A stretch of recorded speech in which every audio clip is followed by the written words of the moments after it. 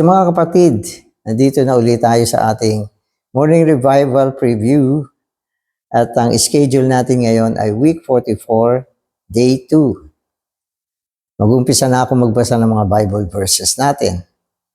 Revelation 12:7-9. And there was war in heaven. Michael and his angels went to war with the dragon. And the dragon warred and his angels. And they did not prevail. Neither was their place found any longer in heaven.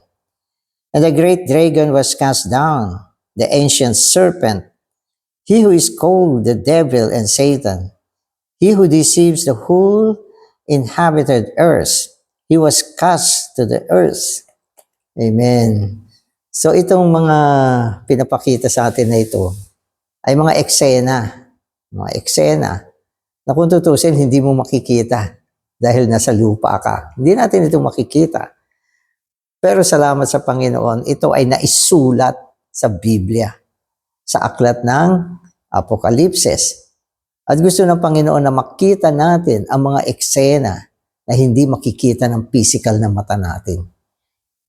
At hindi lang yan, mga eksena na mangyayari sa darating na kapanahunan. At ano pa? Pero sa mata ng Diyos, ito ay nangyari na kasi naisulat na ito eh. So pag titignan ninyo, may mga bagay na mangyayari pa lang katulad nito. Mangyayari pa lang sa darating na panahon. Pero mangyayari pa lang, pero naisulat na. Ibig sabihin, sa mata ng Diyos, nangyari na yan. Kaya naisulat na yan. Pero tingnan pa rin natin. Sa mga kapatid, ito ay mga pangyayari na magaganap sa langit, sa sangkalangitan. Pagkatapos ma-rapture yung man-child sa trono. So yung mensahe kahapon, pinakita sa atin na itong man-child, itong pinakamalakas na bahagi ng tao ng bayan ng Diyos, pinakamalakas na bahaging grupo ng tao sa loob ng bayan ng Diyos. Sila ay mara-raptured sa trono. At pagkatapos nila ma-raptured sa trono, ito yung mangyayari. Ito yung mangyayari. So ano mangyayari dyan? Magkakaroon ng digmaan sa kalangitan. Digmaan ito ng mga anghel. Si Michael, ito ay archangel. Mabuting anghel ito. Ito ay tapat na lingkod ng Diyos.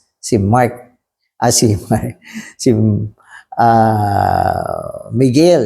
Oh, Michael. Si Michael. Okay. Si Michael the Archangel at ang kanyang mga anghel. So pangkat-pangkat din itong mga anghel eh. Tropa-tropa rin ito eh. So si Michael ay isa sa mga leader na anghel ng Diyos. May ranggo yan. At siya ay meron din mga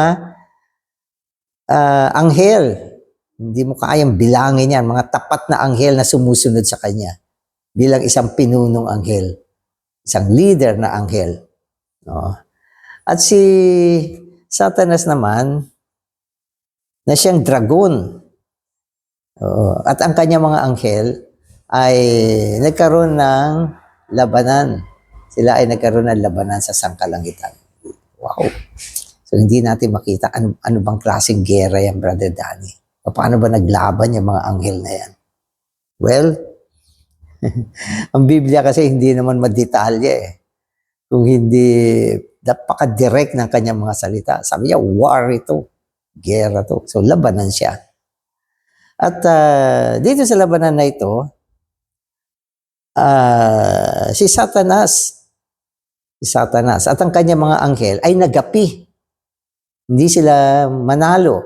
Nagapi sila. Natalo sila. At nang sila ay natalo, ang nangyari, sila ay napalaya sa sangkalangitan. Binagsak sila. So, ibig sabihin, yan na yung last time na makikita mo si Satanas sa langit. Kasi bago yan, siyempre, nagpapanik-panaog pa siya. Wala pang labanan. Pero dito, nung umakyat yung man-child, binigyan siya ng katapusan. At dito makikita natin ang pagbagsak ng kaaway. So mga kapatid, magpapatuloy ako sa pagbabasa. So immediately after the man-child is raptured to heaven, a war commences with Michael and his angels against Satan.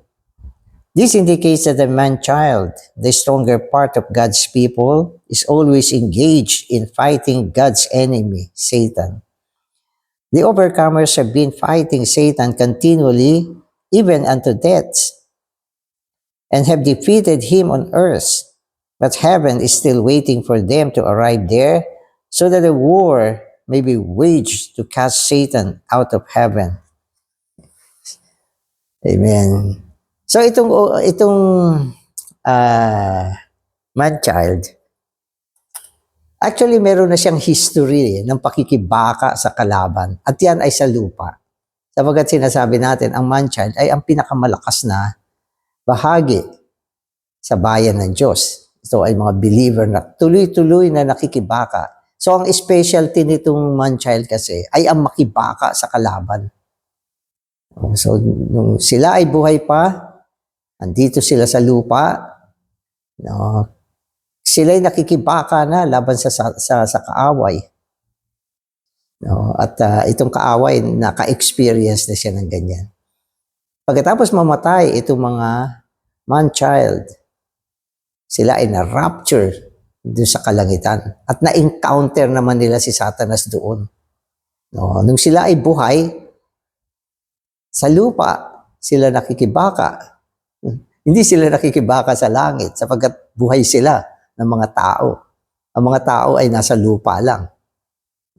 Pero nung namatay sila at nabuhay na muli, ayun, umakyat sila, inakyat na nila si Satanas.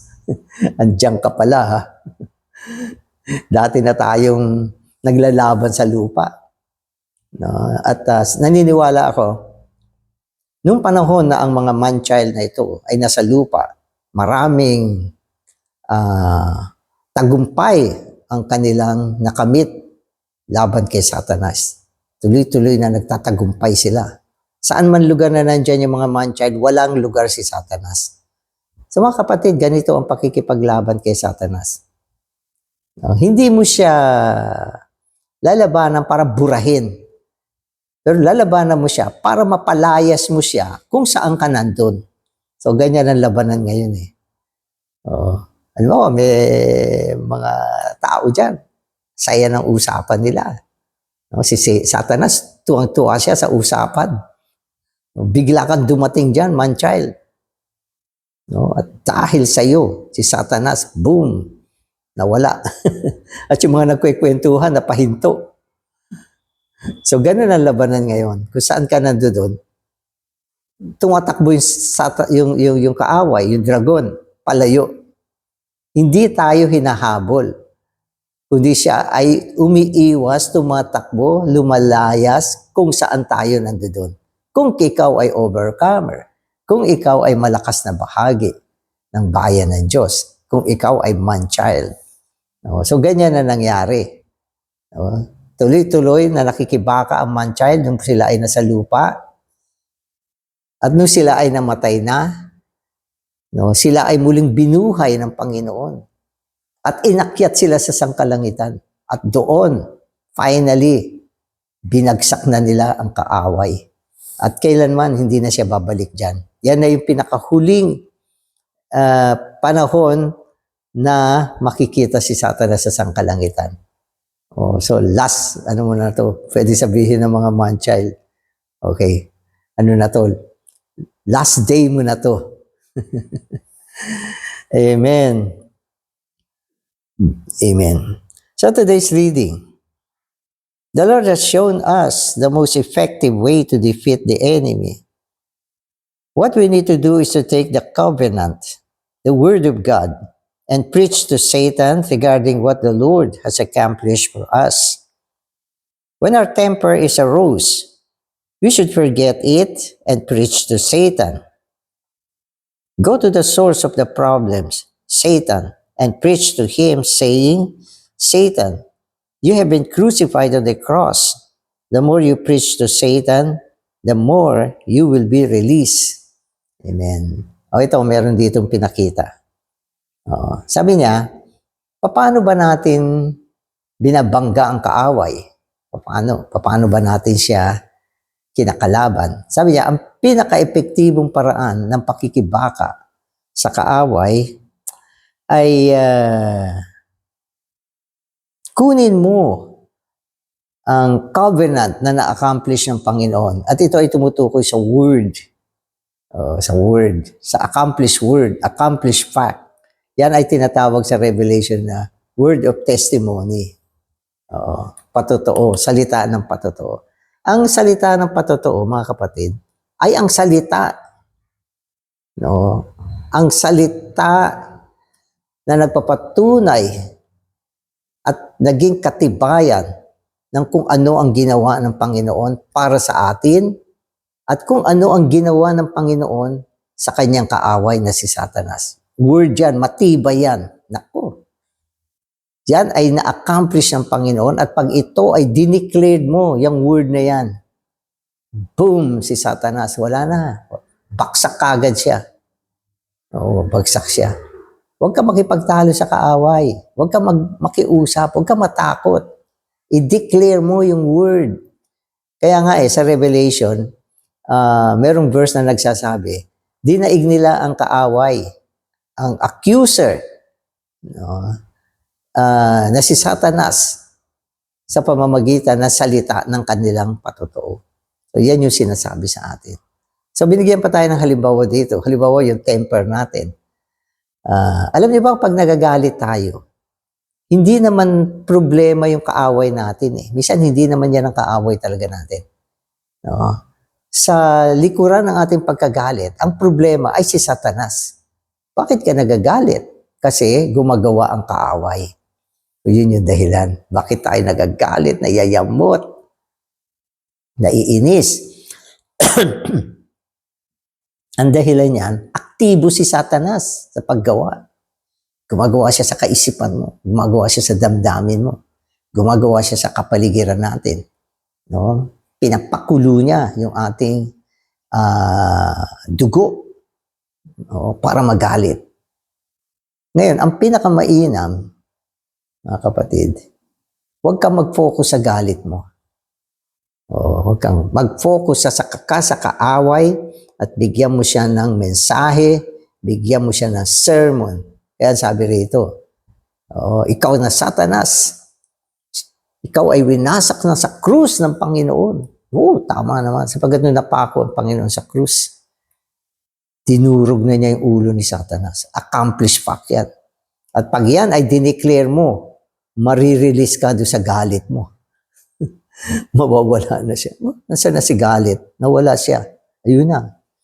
Sumama na kay Satanas. Kasi yung galit mo ay si Satanas. So, ganun lang pala yun. Amen. When the man-child is delivered and is raptured to the throne, he will say, Satan, you were defeated by me on earth. Are you still here hiding in the heavens? Then the man-child will say, Satan, you should no longer be here. Get out. As soon as this word is uttered by the man-child, Michael the archangel will lead all his angels to war against the dragon. God is waiting in the heavens for the executor. Who will be the executor? We, the man-child, will be the executor. Let us go there to preach to Satan. Yun. So, binanggit yung salitang executor. Ang executor ay ang nagbibigay ng order para isagawa yung action, yung paghahatol. So, gano'n ang executor. Halimbawa, okay, bibigyan ko kayo ng insidente. Misa sa court. So, anong meron sa court? Judge. So, yung judge, maghahatol siya. Napatunayang guilty yung tao dyan. Hinatulan niya itong taong ito. Makukulong. 20 years. Mabigat ang kanyang kasalanan. Hindi tatayo yung judge para puntahan yung kriminal para dalhin sa kulungan. Ang gagawa niyan ay yung mga pulis, sila yung executor ng salita. So tayo naman, ganito. Kung tayo ay man-child at napunta tayo sa sangkalangitan, pag akyat mo dyan, makita mo, si Satanas nandito. Binangga ko na sa lupa ito. Dito pala nagtatago ngayon. Oo. So pag dating dyan, magbibigay ka ng order.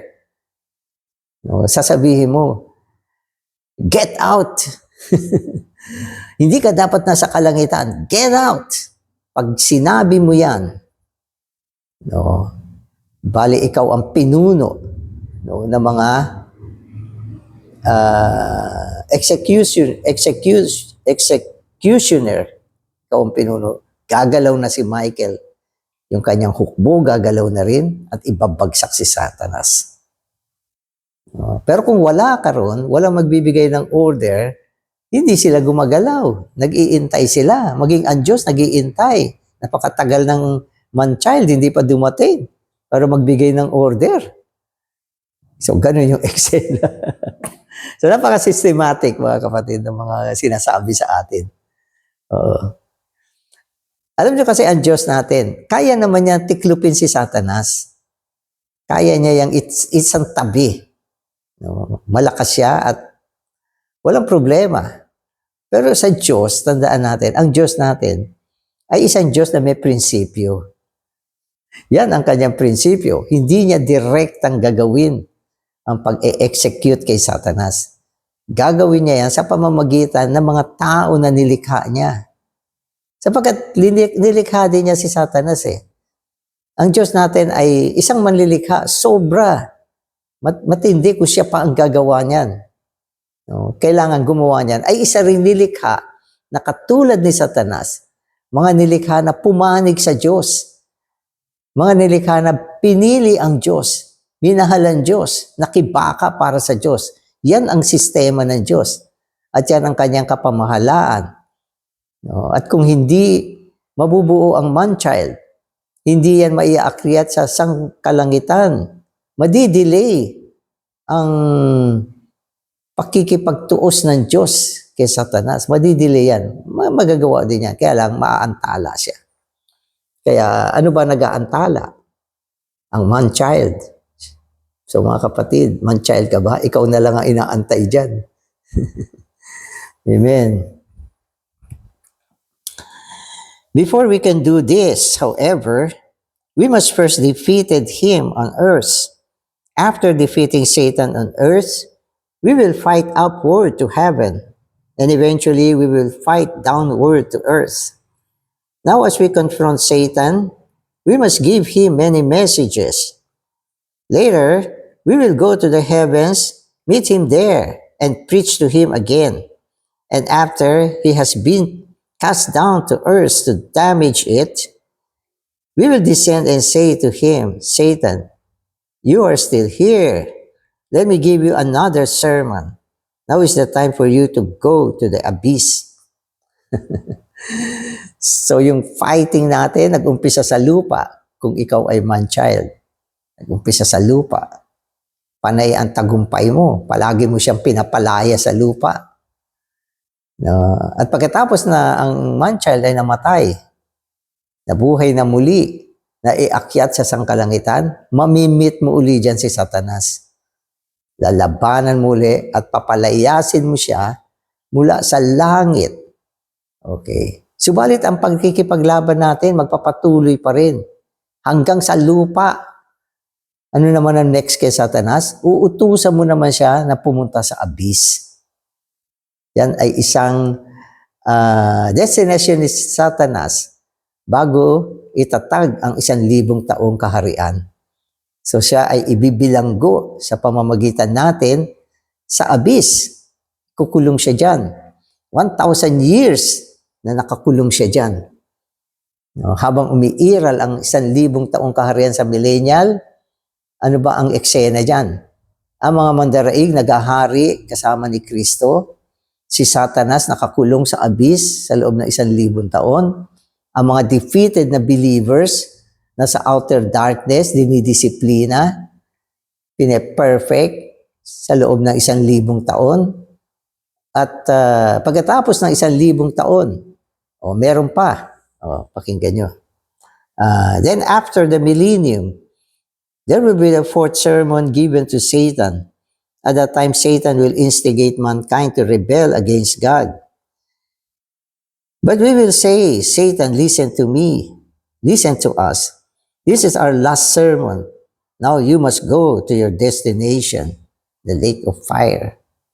So yan na yung ika-4 na sermon na ibibigay ng mga overcomer kay Satanas kung saan siya ay ibubulid sa kanyang huling hantungan. Yan ay walang iba kundi ang lake of fire. So mga kapatid, pagkatapos ng 1,000 taon, si Satanas ay muling papakawalan. At mag-i-instigate siya ng rebellion against God. Kasi pagkaraan ng 1,000 taon, yung nations dumami rin yan eh. Nanganak sila, dumami sila. Lalo yung nandun sa Gog and Magog. At naniniwala tayo na yan ay ang lugar ng Russia, na kung saan maraming mga bansa ang iiral sa panahon na yan. At sabi ng Biblia, sila ay kasindami ng buhangin sa dalampasigan. At pagkatapos na makawala si Satanas, magmumungkahi siya ng rebellion laban sa Diyos. Kahit paano, bagamat na-restore na yung mga bansa, hindi naman matibay yan. At sila ay magre-rebelde sa Diyos. Isipin ninyo, dumaan na 1,000 taon. Meron pa rin rebellion. At yan ang huling testing sa sangkatauhan. Naniniwala ako si Satanas, hindi agad siya binulid sa dagat-dagatang apoy sapagkat gagamitin pa siya ng Diyos. Upang salain ang mga bansa sa huling pagkakataon. Sino ba yung mga rebelde dito? At yan sa panahon na yan, mahahantad yung mga rebelde. At hindi naman magtatagal yan. Ang Diyos tatawag siya ng apoy mula sa sangkalangitan upang lipulin lahat ng mga rebelde sa isang mabilis na paraan.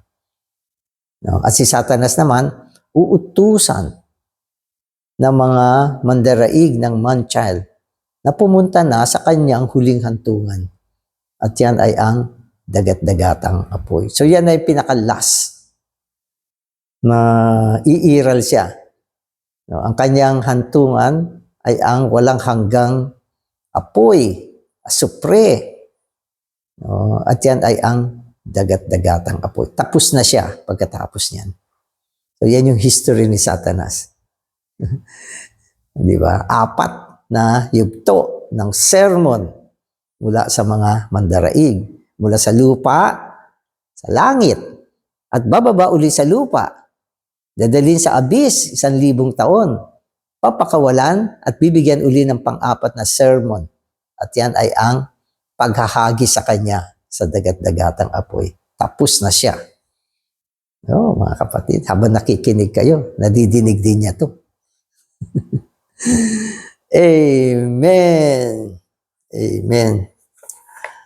So if you would be qualified to participate in this, you must fight now. Do not be indifferent. I hope you will give a strong word to the enemy saying, Satan, you have deceived me for years. My eyes have been opened, and I see that I must no longer be indifferent. Satan, you are not only God's enemy, you are also my enemy. From now on, I will be absolute to my Lord, and I will never listen to you.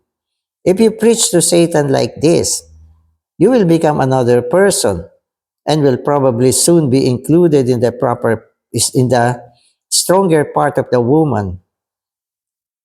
Begin now to be qualified, equipped, and perfected to be among those who will be raptured to heaven to execute judgment upon Satan. So ito yung gawin natin ngayon.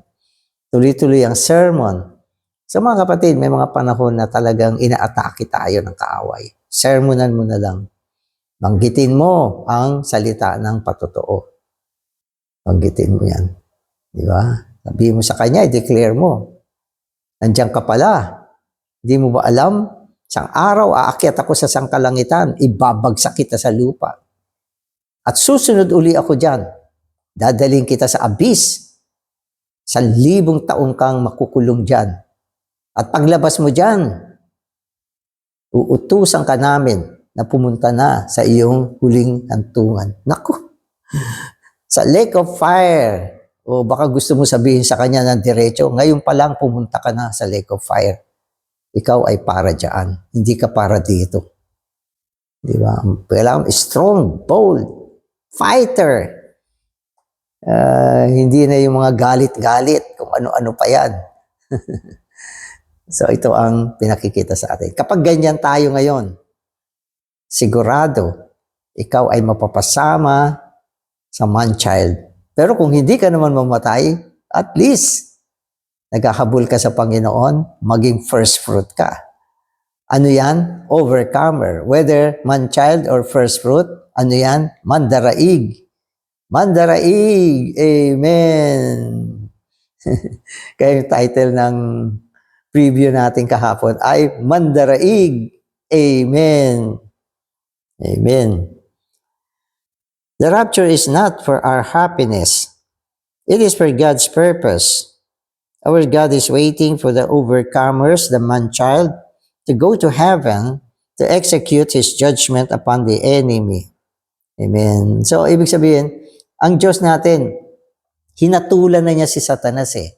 Yung mga sinasabi natin, yung babagsak siya dyan, hinatulan na siya ng ganyan, babagsak ka sa lupa. Oo. At yung siya ay ikukulong ng 1,000 taon, hinatulan na rin yan, sentensyado na yan. Bago ka pumunta ng lake of fire, ibibilanggo ka muna ng 1,000 taon. At lalo na, yung kanyang huling destination, yan ay dinesisyon na ng Panginoon. Siya ay isinumpa, hinatulan, kaya lang gumagala pa sapagkat hindi pa naisagawa ang paghahatol. Kasi hindi pa kumpleto yung man-child. Meron pa mga malalakas na buhay pa na kailangan makasama ng man-child. At hindi lang yan. Hindi pa rin kumpleto ang bilang ng mga first fruit. 144,000 yan para makabalik na ang Panginoon. Kapag itong mga bilang na ito ay nakumpleto, mga kapatid, wala na makakapigil. Itong kapanahunan ay magsasara na. Matatapos na ang kapanahunan at magsisimula ang bagong kapanahunan. Alam niyo itong mga propesiya sa Biblia, nagaganap na ngayon. Alam niyo ba kung ano ang isang unique na propesiya? Ang pagpipreach ng Gospel of the Kingdom. Alam niyo ba kung ano ang Gospel of the Kingdom? Ito ang salita ngayon ng ministeryo na sinasalita natin. Ano ginagawa natin ngayon? Nagpipreach na tayo. Ito na yung panahon. Maging ang multimedia, ang mga internet, hinanda yan upang gamitin natin. I-preach ang Gospel of the Kingdom upang ang kapanahunan ay matapos na. Ito mga sinasabi natin, hindi ito pinipreach sa mundo. Tayo lang ang nagpipreach nito. At ito ay isang malaking tanda na malapit na matapos ang huling kapanahunan. Kapag ang mga preaching natin ay umabot na sa lahat ng sulok ng mundo, ano sabi ng Biblia? And the end shall come. Kaya wag tayong tamad. Mag-preach tayo. Magsalita tayo ng ebanghelyo. At ang salita natin ngayon ay ang ebanghelyo ng kaharian. Kung saan tinatalakay ang topic tungkol sa kaharian ng Diyos. Hindi na ito yung mga basta't normal na mga, makasalanan kayo, magsisi kayo, aakyat kayo sa langit. Hindi. Ang ating preaching ngayon ay ang ebanghelyo ng kaharian. Kaya halos lahat ng propesiya, mga kapatid, nagaganap na. Ang kulang na lang ay ang pagpapasok doon ng kapanahunan, makumpleto ang mga dapat makumpleto. Amen. So, tapos na ba ako? Ito, sabi niya. Amen. Our God is waiting for the overcomers, the man-child, to go to heaven to execute His judgment upon the earth. What a privilege it is to share this. The angels are not positioned to share this privilege, but we are. Now we have the ground to say, praise the Lord that I am in the position to be an overcomer. Praise the Lord. Pwede tayo maging mga mandaraig. Amen. Salamat Panginoon. Patuloy kang tumatawag ng mga mandaraig. Patuloy kang nagpapalakas. Patuloy kang nagbibigay ng liwanag. Panginoon, ang iyong gawain ay hindi mapigil. Sa pamamagitan nito, ang mga propesiya ay unti-unting natutupad na. Salamat Panginoon. Ikaw ay aktibo sa panahon na ito.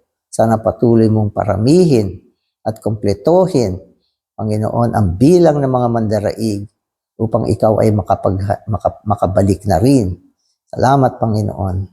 Amen.